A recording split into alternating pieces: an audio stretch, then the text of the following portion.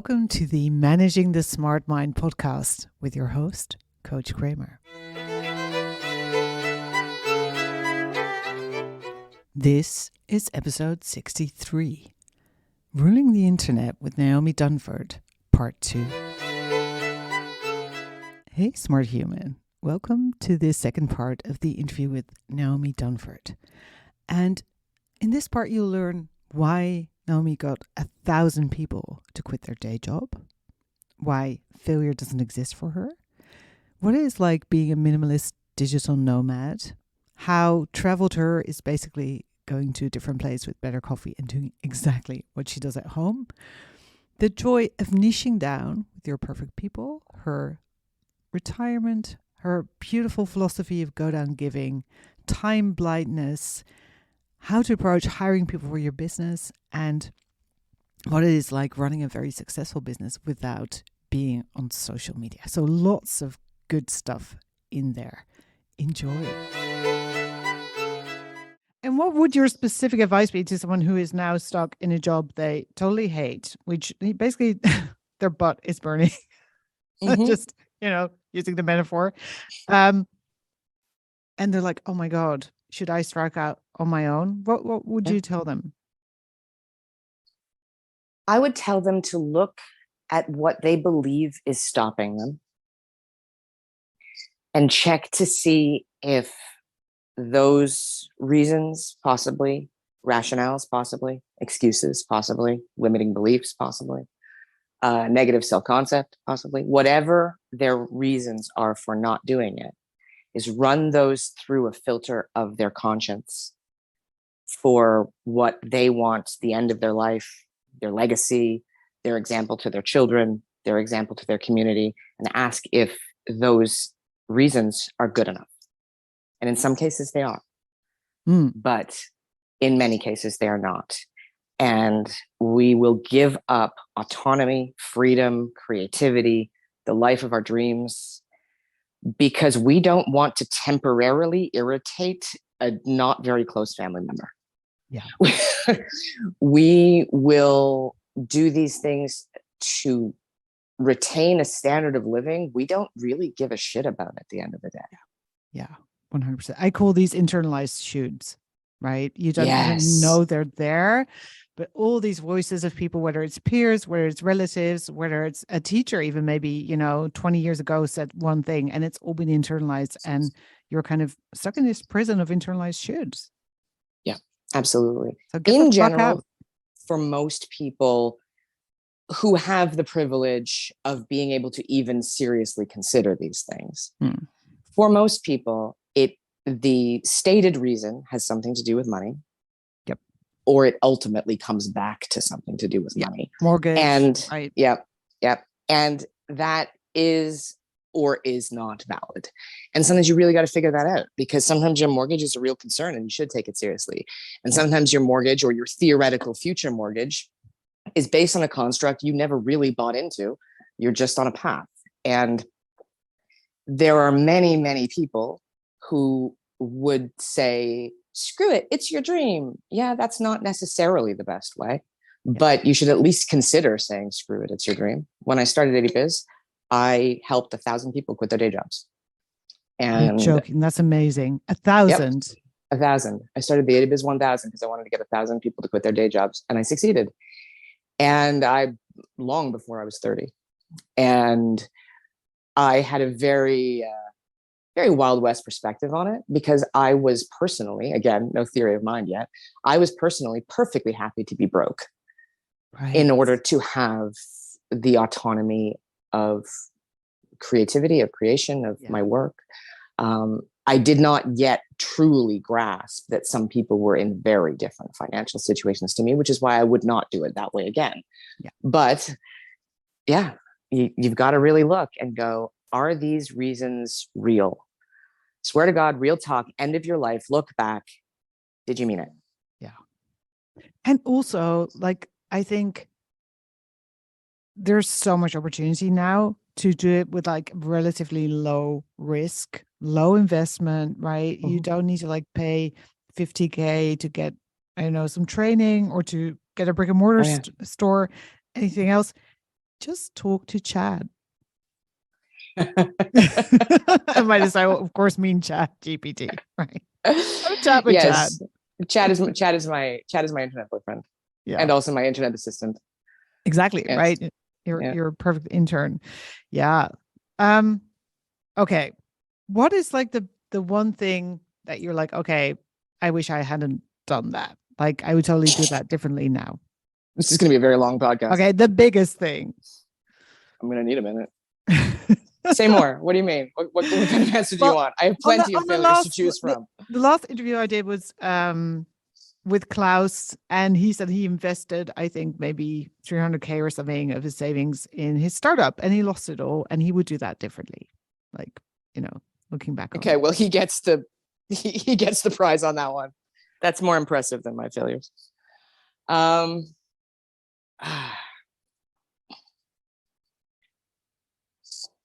Do you even fail?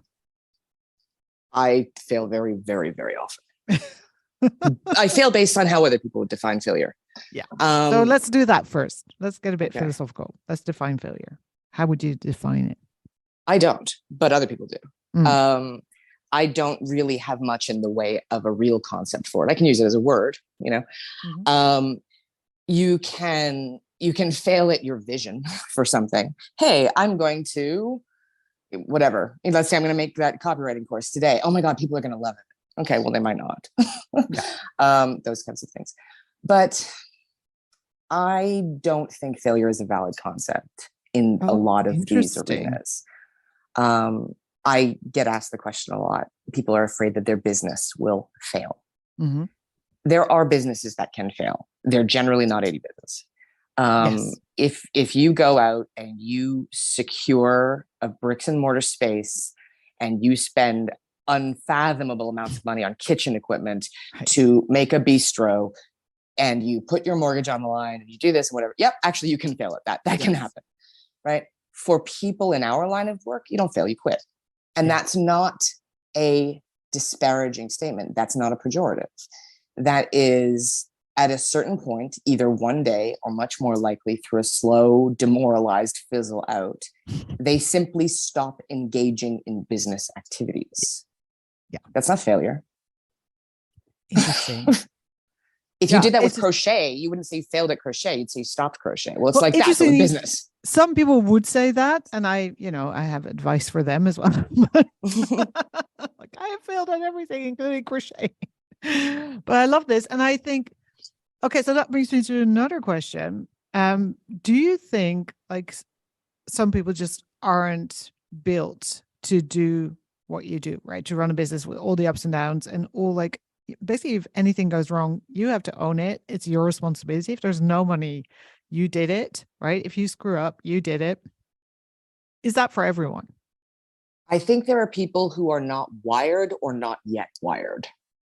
Because of neuroplasticity, you can wire your brain to be able to do pretty close to pretty much anything you want. I agree. You have to be patient. You have to be disciplined. It has to be really appealing to you to do it. You have to be willing to feel like crap for a lot of time, right? But totally. Yeah. So I'm not willing to say they're not built. That's hardware. But I will say they may not be wired. That's firmware. You can change it, but you have to put your back into it. Yeah. And what is your experience around that? Like, do you see a lot of people actually start and then give up? Do you see a lot of people like, oh my God, I am totally changing my firmware. I'm rewiring my brain. What is your experience when you look at your clients? Oh, that's a beautiful question. My clients are the kind of person who thinks it's a good idea to talk to me 3 days a month. Are going to be by nature willing to change, willing to experiment, willing to be creative, willing to not take themselves too seriously. And so because of which they can take a lighter hand with how they view themselves and change and identity and those kind of things. So I do see people who are absolutely busting their asses to do the work, to change, to grow, to become more authentic. in the business TM community at large, Mm-hmm. I would say that there's not enough support for people to do that. In particular, they don't know they're supposed to. They think that they've been trained to believe that business is about tactics, is about subject lines, is about mailing list expansion protocols, is about click rates, right? Yeah, Open rates. Yeah, tweak the headline. What should we put on the sales page? Those kind of things. And so they have been trained that business is tactical. And so it probably doesn't occur to them that so much of success in this arena involves deep personal change and growth. And so they often don't know that they're supposed to. And if they did know, who in the hell would help them? Yeah. Because that 1000%. doesn't get clicks, right? Like that doesn't, if I was sending an email that said this subject line will raise your sales by 932%, or how to do deep personal work, let's be honest, one of them is going to sell and the other one's not. Yeah. So there's not a lot of support for that kind of change.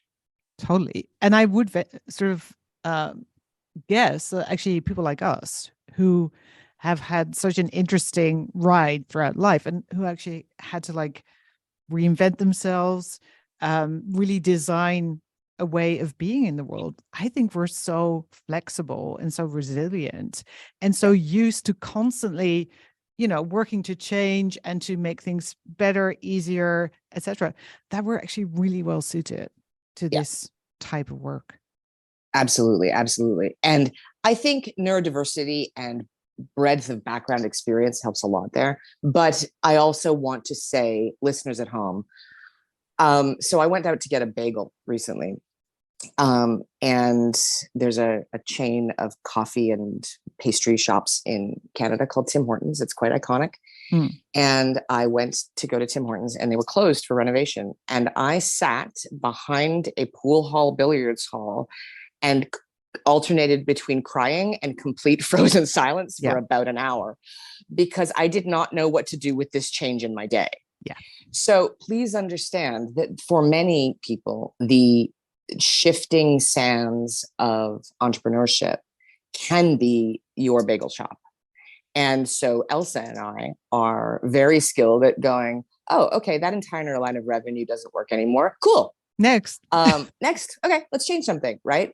But keep in mind, I cannot handle that they closed my bagel shop when there was another bagel shop within 50 feet of me. So right? I actually cried in the bicycle shed yesterday because I wanted to take my bike into work and I couldn't pump the tire. For some reason, there was something wrong with the valve thing. And I just couldn't figure it out. And I just, again, could not deal because the whole plan was I was going to go in on my bike. Like what? So again, I cried for half an hour. Yep. Welcome to my life. Right. So understand that neurodiversity does not mean you shouldn't shame yourself into saying, well, Elsa and Naomi said that this kind of wiring is good for those types of environments. I mean, it's very dependent on who you are. And your support systems. And so the things that trigger us into this is different. And I think I'm going to sit outside this billiard hall for the remaining years of my life as I grapple with this unacceptable change. And, oh, okay, live classes aren't in anymore. Screw it. Right? Yeah. It's fascinating, though, because why doesn't that reduce us to a puddle of tears? That is the grab bag that is neurodiversity to me. It's like, why does one person have sensory issues and the other person is like, rock concerts, let's do this. Yeah, insane. Okay, fair enough. Yeah. And I think also for me, like entrepreneurship is like this massive puzzle that just never gets solved. Yeah. And it's always changing. And there's another piece of the puzzle and another thing that I can figure out. And then this thing is no longer working. And it's just, right. Somehow, if something goes wrong, I mean, I'll be pissed, of course, if something, if people don't like something I create or don't buy something I offer, but I'll never be completely dysregulated as I would be with the bike. Right. Yeah. It's fascinating. It's so weird. Yeah. Okay. Talking about different support arenas. systems. What are your support systems? How do you support your neurodiversity and your needs? This is a fairly new concept for me. So say more words about what you mean by that, because I have no idea. Okay. So for me, right, I have a partner who helps me with a ton of shit because I can't do groceries, shop, cook, right? Like all the things, and then still run a business. That would just be too much executive functioning to, I would just wouldn't have any brain space left to actually run a business. So I have a lot of help. I have someone who helps me with the cleaning. We have our groceries delivered, all that kind of stuff. So there's an entire ecosystem around me, basically. And I have a business where I go into my office whenever the fuck I want. I can take a lot of transition time if I need to.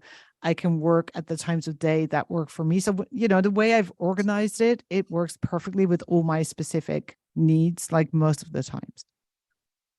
We all bow down to you, Elsa. It's like, I mean, this was it was years everything I could making. do not to take notes while you were talking about that. I think there's a podcast episode on this. I'll send you a link. Do. This was years in the making, like figuring out, okay, I can do this, I can't do that, right? And for example, if we, it's also about communication, like date night. Sometimes date night doesn't mean that we actually go out because, you know, I just won't have anything left in the tank. So date night is sitting on the sofa and watching a movie I've seen 20 times before. Mm-hmm. Right? Nice. Yeah. First thing is my life is very, very simple. I went minimalist long pre-COVID, obviously, but I'm minimalist, digital nomad, lived out of a suitcase. Okay, you're saying super fast, right? Because to you, it's so familiar and such an, like, you know, an old story. Slow down a bit. Okay, fair enough. Take us on that journey, right? How did you become a minimalist and why? I realized I had too much shit, so I threw it out. Was it that easy? It was not that easy, but it was that simple. Okay. I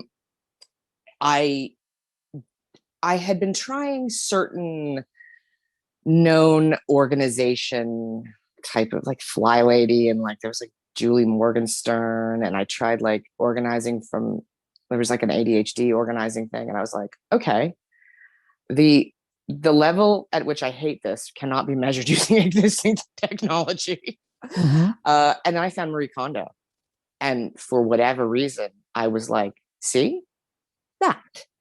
And I tried a few little parts of my life, going through little like tiny baby steps in a Marie Kondo world, and Sparks Joy was really, really big for me. And so I would realize like a shelf was beautiful. And maybe I did 2 or 3 tiny things and went, okay, this is absolutely perfect. So I should base my life around this. So I got rid of so breathtaking, right? This is the thing, and now it rules everything. Yes, this is what we're going to do. This doesn't suck. We're doing this. So there's that. So I went minimalist, and that was, I get the impression from hearing other people that I had an easier time of it than most, because that mental rigidity of this is how all things will be from now on. Right. Flicking the switch. Yeah. This is the new reality. Yeah. So that was the new reality. So I was able to go there. I mean, of course, I had the absolute hubristic arrogance of thinking, she said, there's a question in Marie Kondo's book where it says, how long does this take? And she was like, it's about 6 months. And I was like, okay, yeah, 2 weeks. I have ADHD. I go fast. Exactly. Yeah. By the way, it was 6 months. But so I did that, which then made digital nomadism very, very easeful. So I traveled pretty extensively with my son. Tell me a bit about this travel, because ADHD and autism and travel with a child. Yeah. I mean, what the hell? For a lot of us, that is really hard. Yeah. My version of travel is going to a different place with better coffee and doing exactly what I did at home. So good. Oh my God. Maybe better food, right? Yeah, that's it. The food is better. The sunsets are better. I live in Canada, so it's probably warmer. And I just go there and do whatever I was going to do at home anyway. So hang on. I have to stop you there, because I think this is going to give so many people permission to, when they're on vacation, not force themselves to do something they absolutely loathe, right? Or when they travel. God, yeah. Right? Oh, bleh. Because they're supposed to do stuff and go look at castles or whatever the fuck. And they can just do what they were doing at home, but in better circumstances. Yeah. I love that concept. It's just like So coffee, wine, and novelty. Like, no, I think Jack and I sit around, listening to podcasts or watching YouTube videos at home. Now we do it in like Spain. Cool. Brilliant. Yeah. Oh my God. Okay. Love that. So yeah, I did that for a while. And then I found a place on Airbnb that I was very fond of, and it wasn't available yet. And I got attached to it. So it became available in late 2019. And I went, okay, well, then I'll stay there for 6 months or something in late 2019. And late 2019 led to early 2020. Yeah, and shit happened. And exactly. So then I was like, I guess I'm not traveling anymore. So, but a lot of the principles of digital nomadism remained. And so I haven't traveled in a long time, but I just basically kept those same philosophies here because I didn't know another way. Yeah. And so my life is very, very simple. I do not have complicating factors. And so as such, my life is a blank canvas with generally 3 things on it: my business, my son, and my hobbies. So what does a day for you look like, a weekday? Okay. I'm working on waking up earlier. I'm getting a little into Ayurveda and like the hours that you're supposed to wake up. I'm into that at the moment, but I'm working my way up to waking up early. But I get up around 7, which any previous enough, right? any previous version of me is like, what happened? Did you sustain a brain injury? What happened there? Because I was alien implant, right? Yes. What did they do to you? Because I was like casinos and nightclubs all over. Like I was in the 3 o'clock is a little early to go to bed, but that's changed over the years. So I get up around 7. I read all of that stuff that we talked about at the beginning. Speed read. Are you like a super fast reader as well? No, I only read until I'm bored and then I quit. So I read at a normal pace, but I read until I've gleaned enough and then I move on. Right. So kind of it's not that I read fast, it's that I don't read as much. I'm very big into reading like the Kindle sample of a book and being like, okay, I've got the premises. I'm good. Yeah. Also Blinkist. So good. Nice. Yeah. I've been wondering if I should get Blinkist. I was kind of afraid that I was like, okay, am I going to enter a rabbit hole from which I will never recover? Yes, you are. And is that kind of okay? Like, am I kind of okay with that? Okay, here's my thoughts on Blinkist. Like for me, it is like a trial version of the book. So is it worth reading this book? Because so many, especially business books, are just a pamphlet and should never have been published as a book. Yeah. So from Blinkist, I can sort of, decide, is this worth for me, especially for the podcast, right? Diving into further, and then I'll get the Kindle. And then if I really like it, I will get the actual physical book because wow. Yeah, but that's because of how my memory works, right? So I will remember where something is on which page. That's how I do it too. Yeah. Right. So that's how I do it. Physical book. Yeah. Okay. I will read like trash on my Kindle, but if it actually matters, same. Yeah. It needs to be paper. 100%. Okay. So you wake up, you read. Wake up, I read stuff. I usually have coaching calls throughout most of the day. In gaps, I will usually engage in small hobbies, feed my child, feed myself. But usually small things. I try to find smart activities for my evenings. I sometimes succeed and sometimes fail. But we watch smart TV. Jack and I like, we play Dungeons and Dragons. We watch other people play Dungeons and Dragons. There's a lot of Dungeons and a lot of Dragons in my life. And repeat. I make visual art. Is among my things I like to do. I like modding furniture. I'm currently on a bit of a kick to redecorate, and because COVID happened and we all just sort of went into a coma for a while. But yeah, I putter around. I make art. I'm working on writing.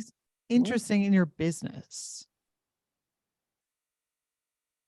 When you speak to people across a variety of industries, it's always intrinsically interesting. I never specialized. And so because of that, I don't talk to identical versions of the same person for weeks on end. There's a lot of variety naturally in the work that I do. And My content is often advice column based. So I tackle different topics. My podcast is based on explaining different marketing concepts. So it just never has a chance to be boring. I love this so much, right? And I have exactly the same experience. We get to talk about whatever the fuck we want. The people we work with are amazing. And I think this is also a great reminder to people who are terrified of like niching down, like, which by the way, why is it niching down? Can we niche up? Okay. Yeah. But when you niche, as in when you start speaking to your people, they will, if you're listening to this podcast, they're going to be the most fucking amazing bunch of humans who are completely diverse, different, colorful, insanely inspiring. So never worry about that. No, you're going to say, where has it been all my life? Yeah. 100%. Oh my God. So what, like, looking to the future, what are your goals or desires? Are you going to go travel again? What does that look like? I have no idea. Okay, so I'll back that up. So in January of 2020, I retired. Yes, we haven't even touched upon that. Yes, I retired. And at the sweet age of, I was like 38. I think I was 38, maybe 39, somewhere. And then that was January of 2020. And March of 2020, I think we all know how that shook down. Yep. So everything I planned to do, I was going to travel more. I was going to maybe actually do some of those like real travel things when I went places. I was going to get a social life. I was going to go to yoga every day. I was going to go to art galleries. So that didn't work out. And so it has taken me up until it was probably the end of last year that I was able to start getting my bearings again and going, right, okay, what next? And I thought that the way to do that was the way I've done many things, which is a very top-down approach. Okay, what do you want to achieve? What do you want to do? And eventually the deafening silence of the lack of answers to those questions made me go, well, I can't sit here in stasis for the rest of my life. So I've just started picking up things I used to like and things I used to do. And I have absolutely no plans. None. Zero. And listen, I think we shouldn't underestimate in all the ways in which COVID hit us, right? I'm still noticing like, oh my God, I still have to slowly get used to being in restaurants again, for example. My nervous system just needs to readjust to being in the world, and even think about being in the world and dream about that type of thing again, instead of just being sort of shutting down like that's not an option. Let's just all not die. Okay. Right? Yeah. I was saying to someone recently, if the question is why, and it occurred in the last 3 years, the answer is probably COVID. And what we don't realize is that, okay, I'm on a soapbox now, warn you. What we don't realize is if you're 50 years old today, this pandemic has been 10% of your adult life.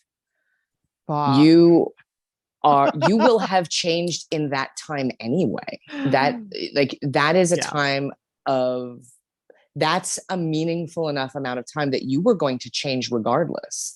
Then there was a bunch of forced change. We are all now coming out of a stupor, wondering who we are now. Yeah. So it's going to take some time. I should be more resilient. I should know. I should this. I should. Yeah. Let's just drop the shoulds, right? Yeah. Yeah. No, you shouldn't. There's if you're familiar with the work of Byron Katie. Well, 100%. Like I link to her in almost all the podcasts. Right. Because it's so important. There you go. Yeah. There you go. Her thing is, I shouldn't be X, or I shouldn't be Y, or I should be whatever. If you look at the actual logic of it, no, you shouldn't. What you should be doing right now is quivering in a ball in the corner covered in 3 duvets. Yeah. The fact that you had the capacity to click play on this podcast, well done. Yeah, 100%. And I think also sort of normalizing, like, again, when we think about travel, like my ideal summer is stay in the same, okay, let's call it a villa. Let's make it nice and big. And sort of a villa. Seaside, etc., but and not really do anything other than read, think, actually work because I fucking love my work, right? So I would still want to work. I would read a shit ton of books. I would want to swim in the sea early in the morning, maybe go for walks, eat amazing food, and then rinse repeat for 6 weeks. I mean, you know, Oh yeah. We that did sounds a pretty our blissful. last yep, our last trip around the world. We did a trip around the world. And Jack wanted to circumnavigate, and I gave Jack whatever he wants. So, you want to circumnavigate the globe? We're going to circumnavigate the globe. And the thing that I remember most about that trip is large hotel beds, and I ate a lot of fish. Um, it was like pretty much, yeah, a long period of just stepping away and drinking wine and eating seafood, and that it was a real reset. But understanding that now is we are coming out of an enforced fog that had Yeah, no constraints, that had no instruction manual, and we're just coming out and sort of like you've been underground for a long time. We're coming out, we're exactly. adjusting to the light. Yeah, coming out of Plato's cave, right? Like we're blinking our Yeah. eyes. And I still definitely very much have that feeling. I think we should go very gently, right? Not be like, oh my God, now I'm going to do this amazing thing. People would put so much pressure on themselves. Mhm. Then they go from like slow mode to burnout mode, in 3 seconds. And it's just such a damn shame, basically. For goals that are probably not their own anymore. Either Exactly. they never were Yeah. because they were just enforced goals that society put on them, or they might have been your goals 5 years ago, and then you dicked around for a couple of years because we all do, and then COVID hit, and that was 3 years, and now is it still your goal? And so a lot of these things that we're pushing ourselves to do are very arbitrary. Yeah. 100%.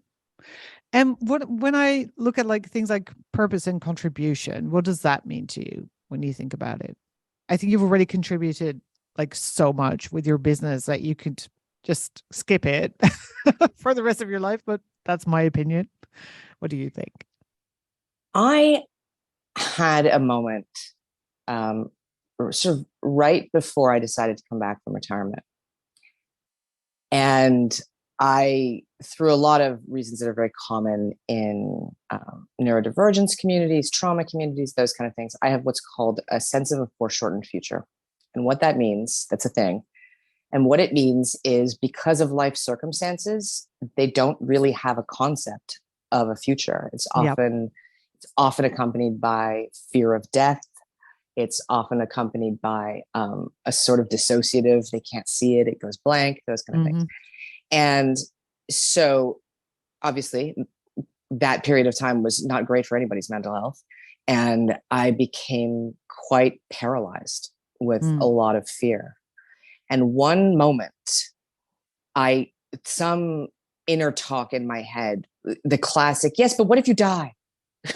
that was my refrain to everything. Yes, Mm-hmm. but what if you die? And one moment, my brain answered back, and it said, "Then go down giving."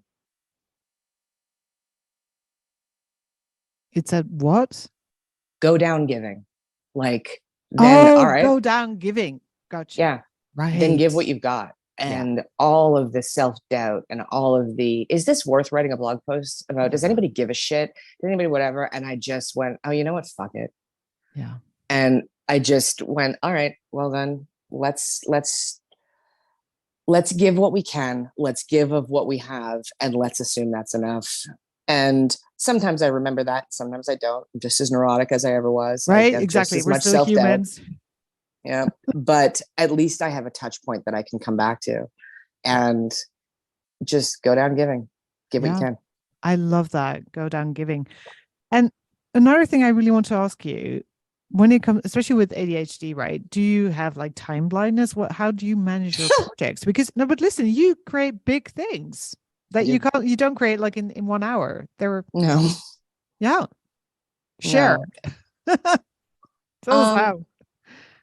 I do have tremendous time blindness, particularly if I'm under any kind of stress or any kind of hormonal influence. I can look at the clock and I can tell you what it says, but I can't tell you what it means. Mm. It's very much like dyslexia. I can tell you what that says, but I can't put in any kind of Yeah. context. So yes, I do have time blindness, particularly under any kind of stress. Um, how do I manage it? I used to say badly. I don't.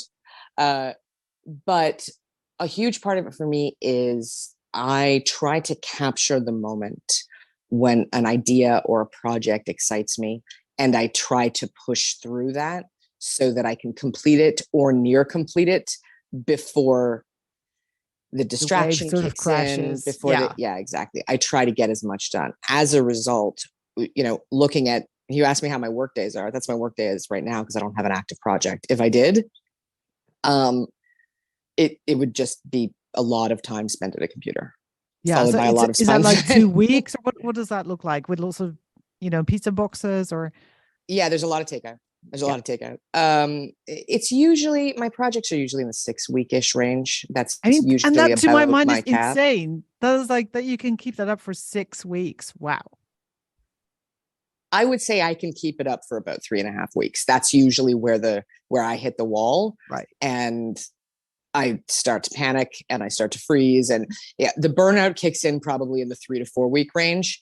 I do my best to push through to about 6, and I can usually get And then a you project of ship. significance done. Yeah. Yeah. Amazing.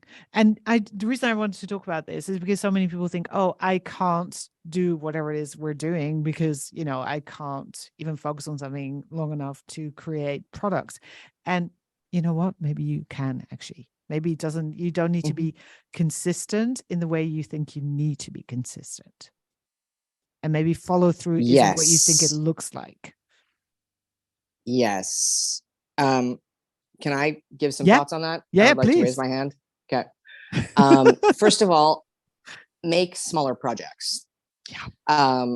The that passion that people get, that instantly falling in love with a project.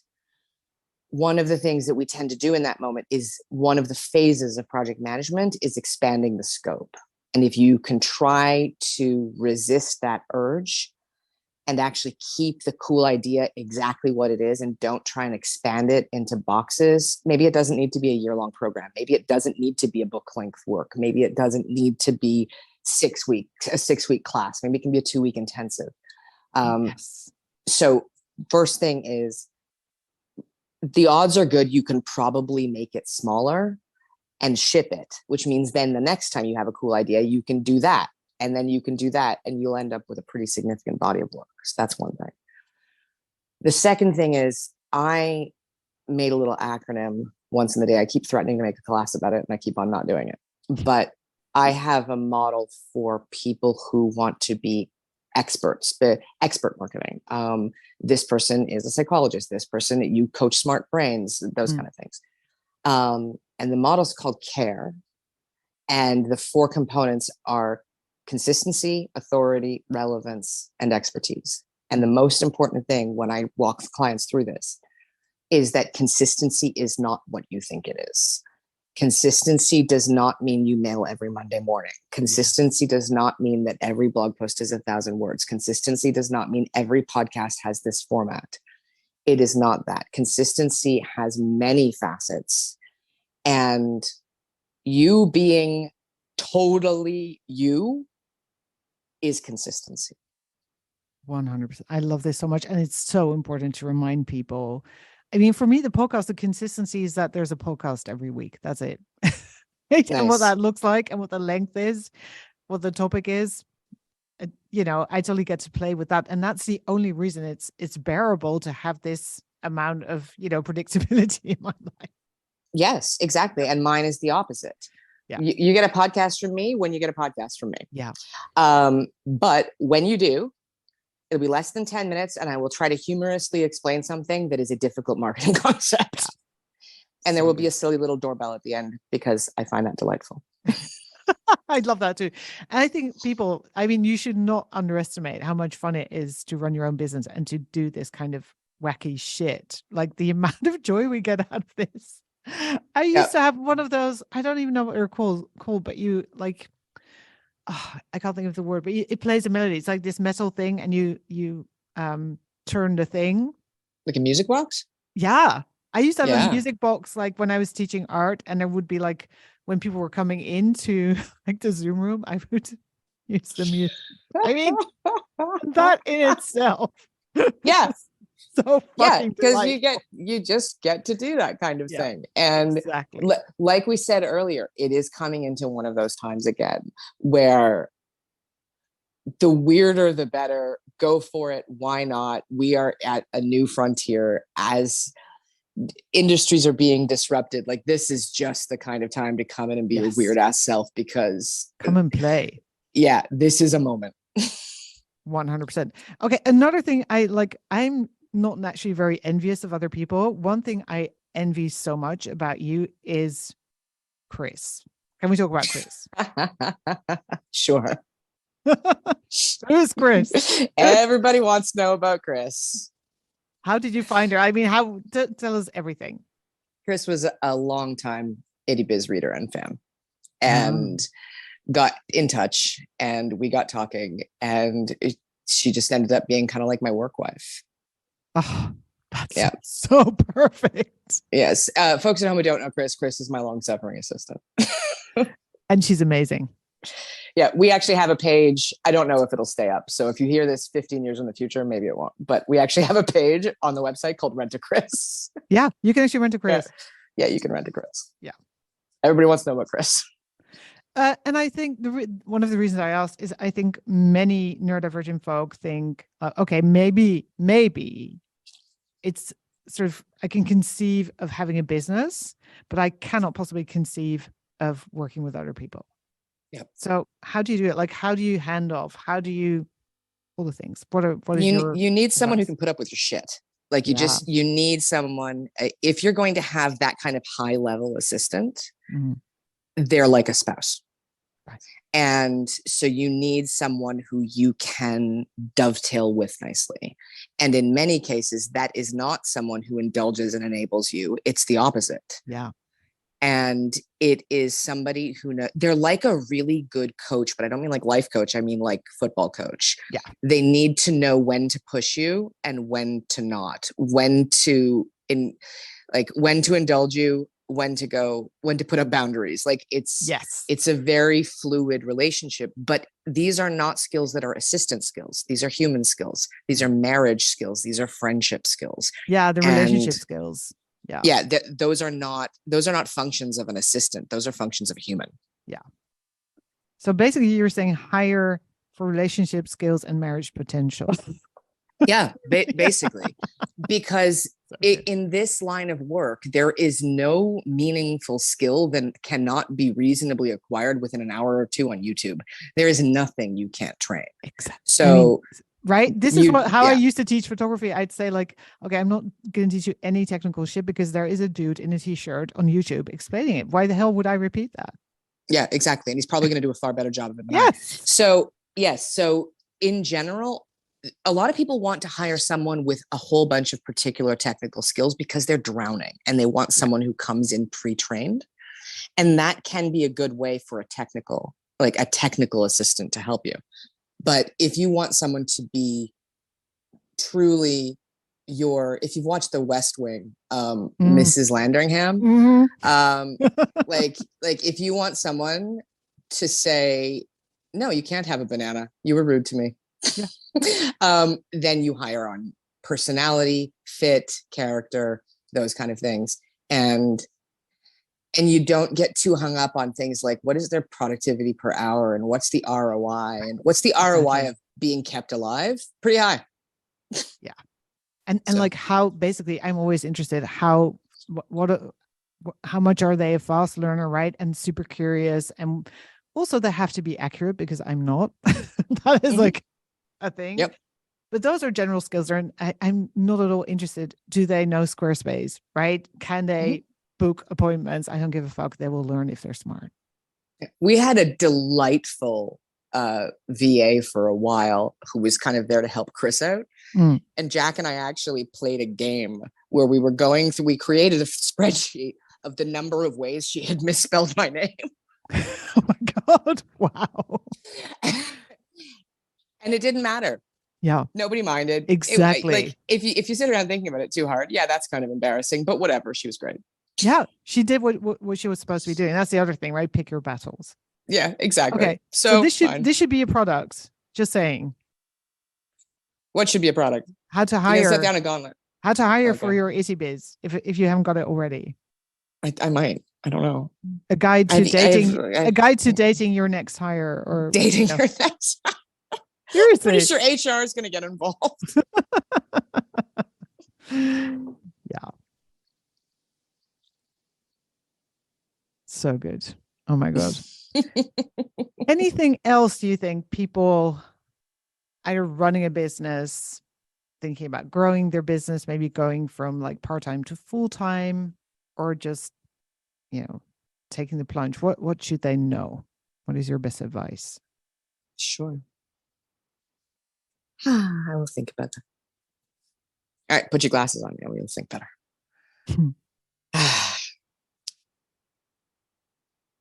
Like we said earlier, the most commonly cited concern, anxiety, hand-wringing mess in our type of work is money. And people who can get a very firm grip on really how much money they need to be okay is a huge asset in this line of work, with inflated conspicuous consumption goals provided from every side. Okay. Yeah. So if you're on any mailing lists or social media with people in anything like our type of work, the lifestyle bloat and conspicuous consumption is breathtaking. We should, and I'm getting so many ideas right now, but yeah, sorry. Yeah, no but like Instagramming in libraries and stuff, right? Yeah, this is my actual lifestyle, right? And you need to be able to block that out, because that's media. Okay, effectively, you're watching TV at this point. That's not real. Yeah, and that doesn't necessarily mean it's not true. Yes, that may actually be their couch. Sometimes they hire the room, right? They just rent the penthouse for the shoot. Yeah. Right. So sometimes it's real and sometimes it's true and sometimes it's not, but it's not necessarily real. That's not what life and business is about. Okay. And so you need to be able to be very, very honest with yourself of what you need right now, not what you want to have 10 years from now, what you need now. And when you're real about that, you will find that in general, that number is attainable. There are exceptions. Sometimes there's a lead up. Sometimes there's, yep. But in there's general, medical emergencies, all the things, right? Or parents, or exactly, things happen. Yeah. But as a rule, what you actually need can be achieved. And we used to have in our coaching intake questionnaire, one of the questions was, what is your financial goal? And I would get into the details and I would say, like, I don't want you just like slaving away as a starving artist eating ramen, but I also don't want you riding on a yacht. I want, what do you actually need? And for most people, that is comparable enough to what their take-home salary would be outside of the home, whatever they would make in the outside workforce. Basically, if you're surviving on it now, you can survive on it then. But for some people, they're making way more money than they need right now. Yeah. And some people are making way less. But the biggest hurdle for most people is financial. And if you can get really honest about what this business is honestly supposed to provide for you, then you can get a very grounded view of what your business goals should be based around. Once you attain those finances, once you hit those numbers, then you can start getting creative with your goals and start expanding and getting weird and kooky, right? I think once you learn how to make money, like on your own, that is a skill you can never unlearn. And there's so much trust in that. And sort of, I will never doubt that I can make money as long as I have a brain and, I'm able to communicate with the world. I will be able to create something of value and sell it. Yep. Once you get that, and once it's truly internalized into your self-concept, you can't really fail at that point. It's pretty sweet, I have to say. Okay. Where do people find you? Where should they start? Like there's the full, tell us all the things. All the things. Well, my name is Naomi Dunford and I run a website called Ittybiz.com. um, it makes me laugh. At one of those conferences I was telling you about, I was on a panel and one of my colleagues was introducing themselves first when they got to me. And they were like, what about you? I was like, my name is Naomi. My website is ittybiz.com. And I pointed and I said, and what he said. Same. Okay. So yeah, you can find me at Ittybiz.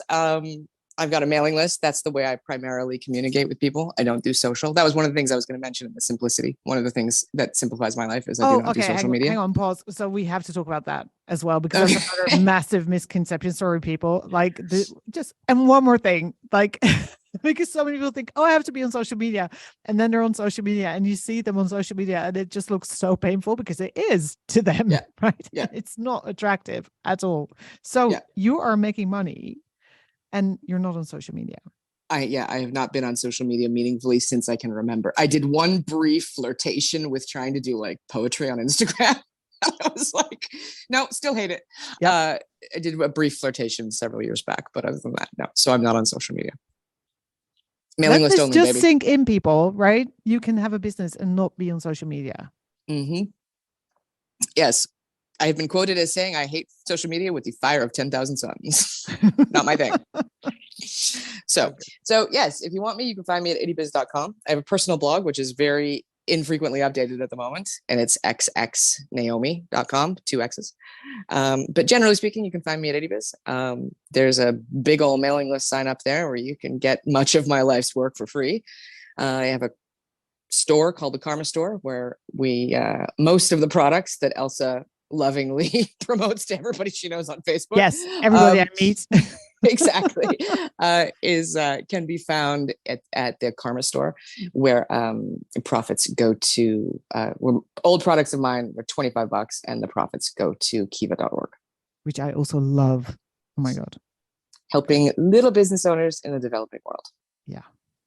Amazing. Okay, so people, go check out Ittybiz if you haven't already. It's fucking amazing, and sign up for that newsletter if you want to get a taste of what it can be like to truly be yourself and make money doing that. There you go. Any final words, something to close us out? Sorry, my chair made a very scary noise there. My apologies if that doesn't get cut out later. That was my chair. That was my fault. Any final words? Well, first of all, congratulations on making this awesome podcast series thing that you're doing. This is really cool, and I look forward to hearing more about it. But I think the most important thing that I would say, Elsa and I have talked about a lot today, and we will continue to do so on many days in the future. But I think the most important thing is realizing this is a time of unfathomable opportunity. And I say that as somebody who has been around for quite a few circles of like internet business and content and those kind of things.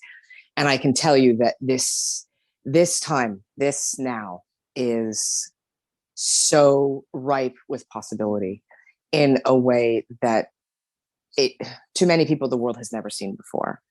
It is such a good time to be willing to be yourself. Amen. Thank you so much. You are so welcome, my dear. Thank you for having me.